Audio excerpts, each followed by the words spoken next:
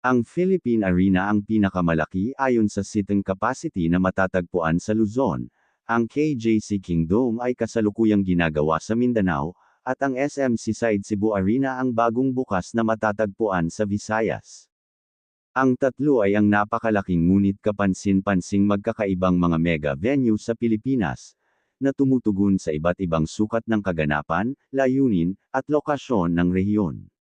Narito ang malalaking indoor arena sa Luzon, Visayas at Mindanao. Ngunit bago yan ay huwag kalimutan i-click ang like, subscribe button, and notification bell, para laging updated sa mga video na ating ginagawa, para sa inyong dagdag kaalaman. Salamat! Ang bagong bukas na SM Seaside Cebu Arena ay ang pinakamalaking indoor event venue sa Visayas. Matatagpuan sa loob ng estate ng South Road Properties sa Cebu City. Ang unique architectural landmark na ito ay idinisenyo upang mag-host ng mga world-class na konsyerto, international sports tournament, at malalaking convention. Ang arena, na matatagpuan sa tabi ng SM Seaside City Complex, ay sumasaklaw sa gross floor area na humigit kumulang 7.4 hectares. Nagtatampok ito ng mga multi-level na lugar ng manunood, mga VIP lounge, mga corporate suite, at mga profesional na level ng broadcast at entertainment system. Ang arena ay itinayo sa halagang 7 billion pesos, na unang iminungkahi noong 2013. Noong January 2017, lumabas ang mga ulat na kinansela ng developer na SM Prime Holdings ang mga plano nitong itayo ang arena. Ang proyekto ay muling binuhay noong huling bahagi ng 2019, sa panahon ng administrasyon ni Cebu City Mayor Edgardo Labella, kasama ang arena, sa halip na nasa loob ng SM Seaside Complex, na ngayon ay nakalagay sa loob ng South Coast City, isang katabing mixed-use development na co-owned ng SM Prime kasama ang Ayala Land. Ang broke ground ng SM Seaside Cebu Arena noong 2021.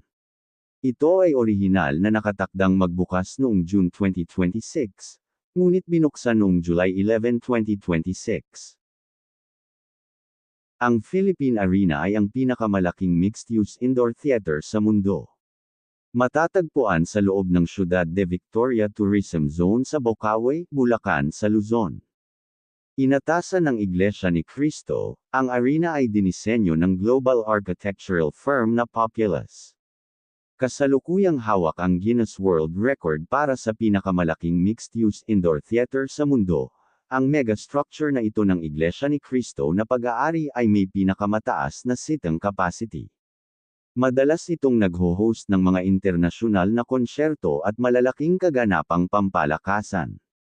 Noong 2011, nanalo ng kontrata ang South Korean firm na Hanwha Engineering and Construction para pamahalaan ang pagtatayo ng Philippine Arena. Nalampasan ng Hanwha ang mga bid mula sa Filipino firm na EEI Corporation at ginawa noong August 17. Inihayag ni Hanwha na natapos na nito ang pagtatayo ng indoor arena noong May 30, 2014. Ang venue ay hindi pormal na pinasinayaan hanggang sa makalipas ang halos 2 buwan. Ang Philippine Arena ay opisyal na pinasinayaan noong July 21, 2014.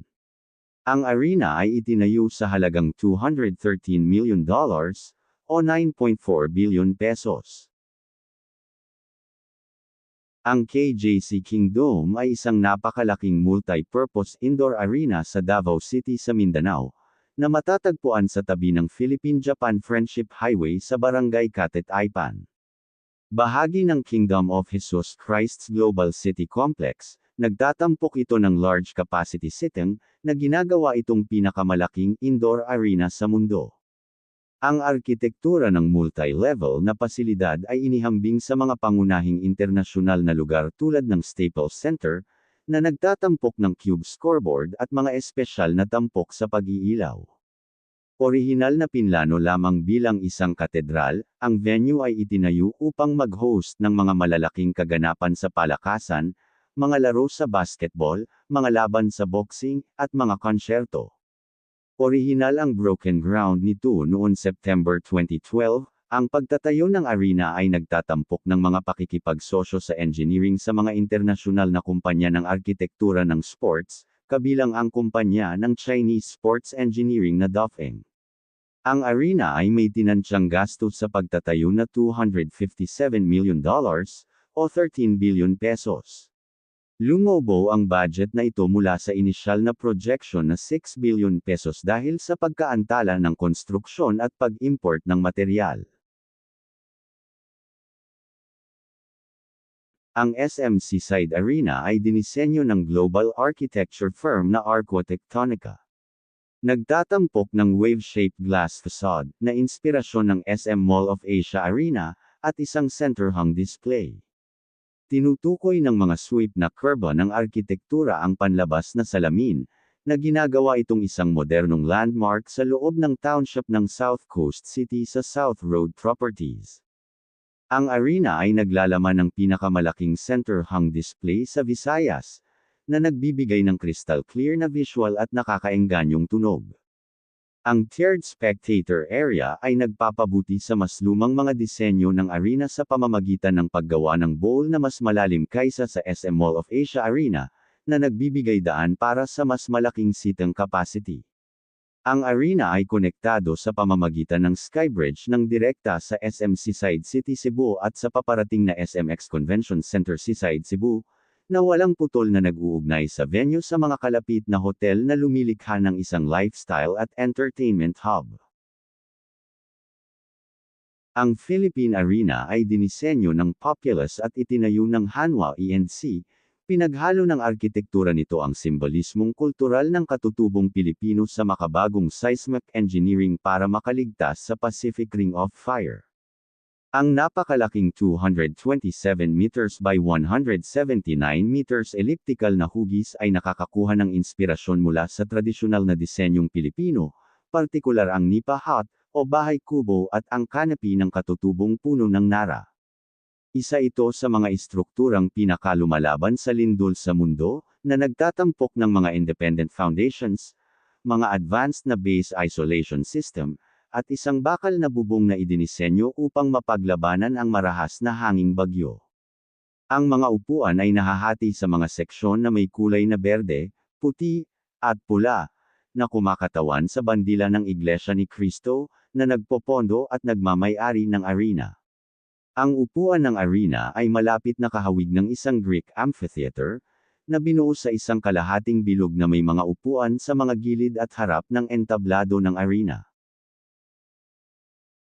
Ang structural design ng King Dome ay iniulat na pinangunahan ng isang Australian architectural firm, kung saan si Manuel de Luna ang nagsisilbing principal local architect. Dahil sa malapit nito sa landas ng paglipad ng kalapit na internasyonal na paliparan, ang bahagi ng multi-level na istruktura ng arena ay hinukay pa sa ibaba ng level ng lupa upang sumunod sa mga paghihigpit sa taas ng gusali. Ang Simboryo ang sentro ng 26 na ektaryang Kingdom Global City Tourism Enterprise Zone. Ang nakapalibot na complex ay idinisenyo upang maglagay ng museo, condominium, hotel, water park, hangar, at mga gusaling pang-administratibo. Ang Dafeng, isang kumpanyang kasangkot sa proyekto ay magbibigay ng ilaw, upuan, kurtina sa dingding, at makinarya sa entablado ng arena.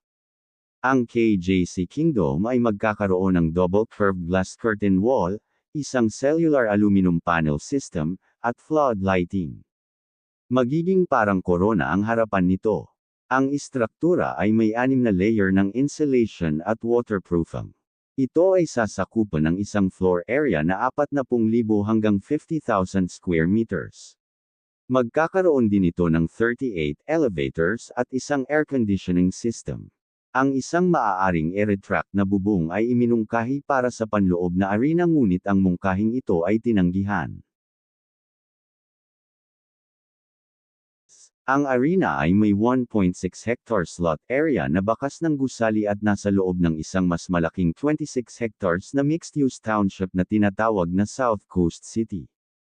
Ito ay sumasaklaw sa gross floor area na 7.4 hectares at nagtatampok ng mga premium na pasilidad kabilang ang 30 marangyang premier suites, mga profesional na dressing room, isang nakatalagang basketball practice court, at ang pinakamalaking center-hung display screen ng Cebu. Ang SM Seaside Cebu Arena ay may 116,000 seating capacity na may maximum full house capacity na 25,000 manunood kasama ang standing room, na isang state-of-the-art na entertainment at sports venue sa South Road Properties ng Cebu. Ang buong Philippine Arena Complex ay sumasaklaw sa 140 hectares sa buong bayan ng Bocaue at Santa Maria, Bulacan. Itinayo sa 99,200 square meters, o 1,068,000 square feet ng lupa, ang arena ay may dome na mahigit 9,000 square meters. Ang oval na bubong ay may sukat na 227 metro pinarami ng 179 na metro at naglalaman ng 9,000 toneladang gawa sa bakal. Ang bubong ay ginawa bilang isang hiwalay na unit upang mabawasan ang pasanin sa arena na may dagdag na karga. Ang arena ay 65 meters ang taas, o humigit kumulang 15 palapag ang taas at itinayo sa pagtatayo ng pile. Nagtatampok ng advanced na seismic reinforcement na may kakayahang makayanan ang matinding lindol, at isang napakalaking span ng bubong na 36,000 square meters. Hinati rin ang gusali sa maraming istruktura upang palakasin ang paglaban sa lindol ng arena. Ang Philippine Arena ay may pinakamataas na seating capacity na 55,000, na opisyal na ginagawa itong pinakamalaking mixed-use indoor theater at arena sa mundo.